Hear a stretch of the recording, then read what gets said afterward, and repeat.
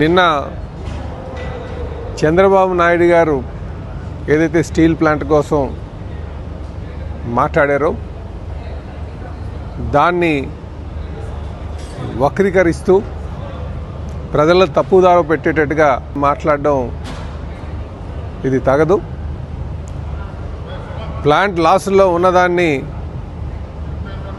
కేంద్రం దగ్గర నుంచి అలాగే రాష్ట్రం నుంచి సుమారు 14,000 కోట్లు తీసుకొచ్చి వారికి ఆర్థిక సహాయం అందిస్తే దాని పట్ల బాధ్యతగా ఉండాల్సింది మానేసి లేనిపోని రాద్ధాంతం చేయడం, బాధ్యతగా తీసుకొచ్చినటువంటి డబ్బుల్ని సద్వినియోగం చేసుకోవాలనే విషయాన్ని పక్కన పెట్టి కార్మికులను ఏదో అన్నారని, ప్లాంట్ని ఏదో అన్నారని మాట్లాడడం మంచి పద్ధతి కాదు.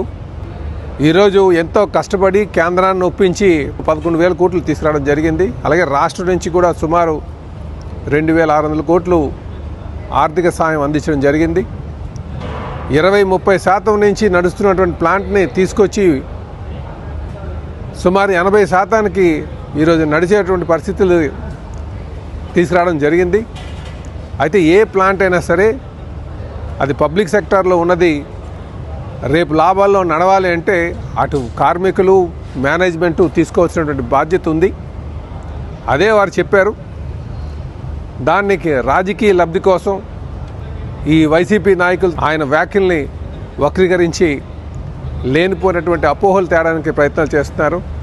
కనుక మేము అందరికీ, ప్రధానికానికి కానీ, కార్మికులకు కానీ, స్టీల్ ప్లాంట్లో ఉన్నటువంటి వారికి కానీ అందరికీ తెలియజేసేది, చంద్రబాబు నాయుడు గారి కృషితోనే దాన్ని ఈరోజు లాభాల బాటలో నడడం జరుగుతుంది.